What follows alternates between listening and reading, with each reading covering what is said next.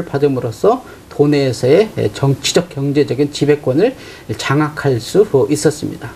이와 같은 조선의 의도, 대마도주의 의도가 서로 맞아떨어졌기 때문에 문인 제도는 강력한 외인 통제책으로 자리 잡을 수 있었습니다. 세종 20년, 통교하는 외인들의 숫자가 늘어나면서 외인 문제는 골칫거리가 됐다. 당시 조정에서 이 문제를 해결할 사람은 단 한 사람이었다.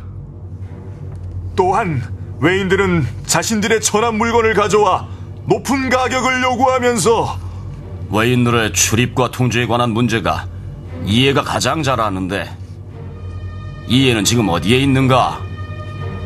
대마도 사행 중인 걸로 아옵니다. 이 건은 이해가 돌아오길 기다려서 다시 수기하심이 옳은 줄로 아래옵니다. 경들의 뜻이 그러하다면 이해가 돌아오는 즉시 다시 의논토록 하라. 성은이 만극하옵니다.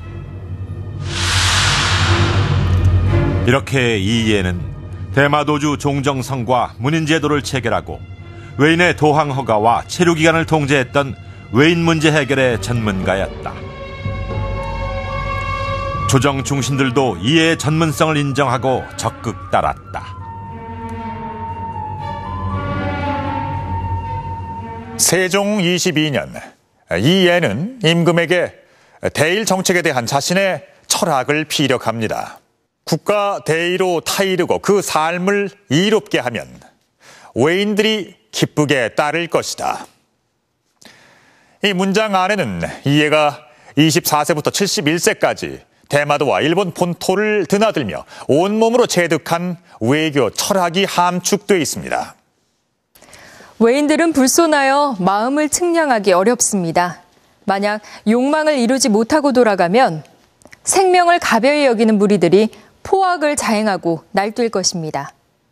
청컨대 국가대의로 타이르고 술을 내리고 소원대로 고기를 잡도록 허락하여 생업을 유지하게 하면 대마도의 외인들이 기쁘게 복종할 것입니다. 외인들의 실리를 만족시켜주면서 대의 명분으로 제압하는 외교관계를 맺어야 한다는 것입니다. 이런 외교 전략은 이후 조선시대 대일 정책의 초석이 됩니다. 자, 지금부터 이예의 명분과 실리 중심의 외교 전략이 제대로 발휘됐던 대마도로 다시 들어가 보겠습니다.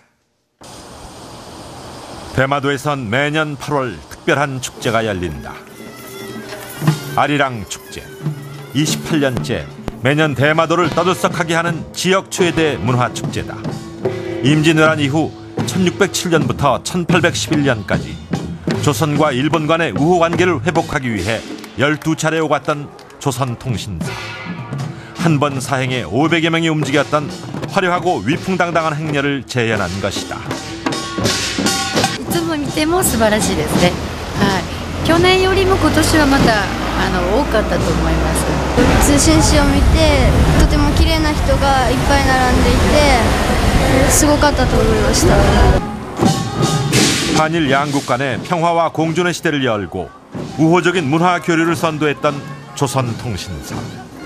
이제는 대마도의 지역 문화 상품이 됐지만 오늘 이 통신사의 의미는 더 각별하다. 朝鮮通信使が往来した時代は日本は一度も戦争しない平和な時代だった。だから今のアリラン祭りはそれを象徴するものとしてこれからの日韓の友好のために非常に有効じゃない役に立っているじゃないか。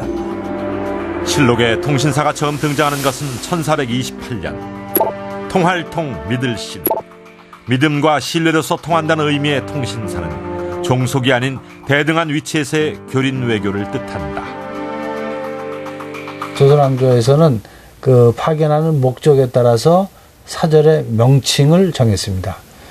예를 들어서 조선에서 중국에 파견하는 사신은 연행사, 조천사. 그런데 일본에 파견하는 사신은 통신사라고 했습니다. 그건 바로 뭐냐면 통신이라는 것은 일본과의 교린 관계를 완성하기 위한 믿음의 사신이다. 통신사는 임난 전 18회, 임난 후 12회 파견된다. 이해가 통신사로 간 것은 최초 통신사를 포함 총 6회, 가장 많은 횟수다. 그런데 정사보다 부사로서 더 자주 참여했다. 정사는 이제 고위직 관료로서 그 사람은 일본에 대한 뭐 전문가가 아니기 때문에 대체로 그 고위직 관료로서 임명이 되고 막 그런 사람들은 되게 일본의 이제 일회성 그런 사행에 머무는 것이 대부분이었습니다. 그 정사가 그런 전문성이 부족하기 때문에 대신 그 부사는 그 사행 실무에 밝은 또 대일 교섭에 능통한 그런 그 실무적 전문가를 임명하는 것이 상례였습니다. 이해는 뭐 그 당시에 대일 관계에서 가장 전문가이기 때문에 대부분의 그 사행에서 부사로 수행해서 그 전문가적 그 능력을 10분 발휘했다고 볼 수 있겠습니다. 통신사 이해의 활동에서 눈에 띄는 건 교토 사신행이다. 이 4차례 교토 사신행을 주제로 박사 논문을 쓰고 있는 이가 있다.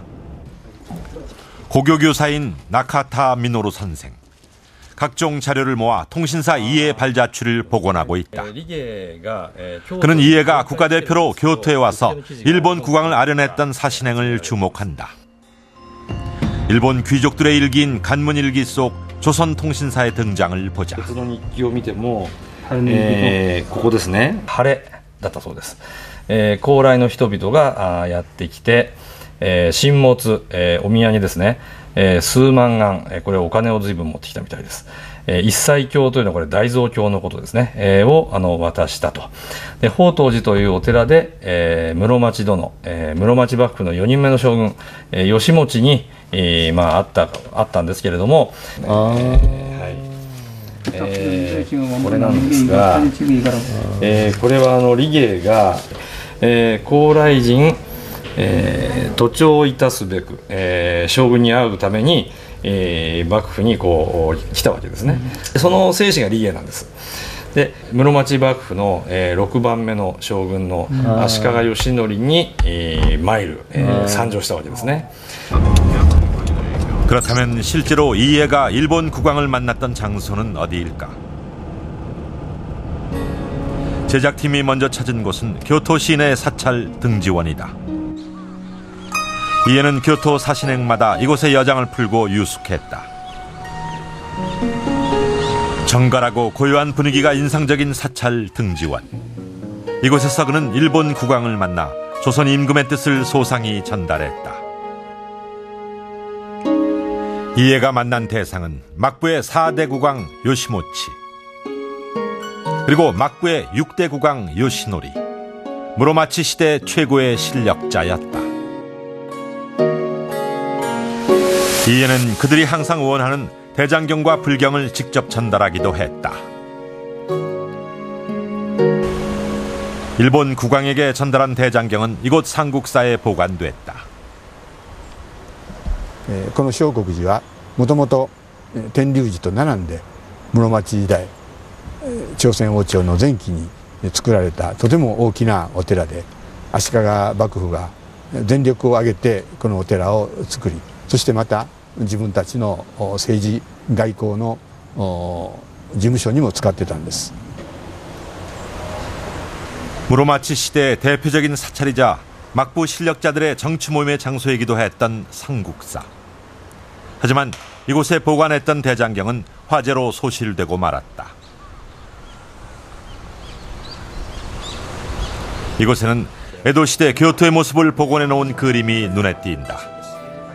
이 그림 속에는 에도시대 막부 장군의 거대한 저택의 모습과 규모, 특징, 생활상이 생생하게 묘사돼 있다. これは利芸が来た時よりも次の建物ですから、この建物に利芸が来たわけではありませんが、位置とそれから建物はほぼこのようなものであっただろうと思われます。 동지사대학 한매관. 대학 근처에 자리한 하나의 석비가 이 지역이 막부 장군의 저택이 있었던 터임을 말해주고 있다.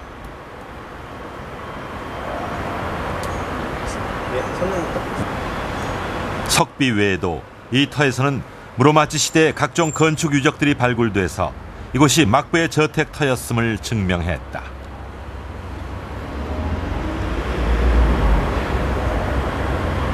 ここは室町時代の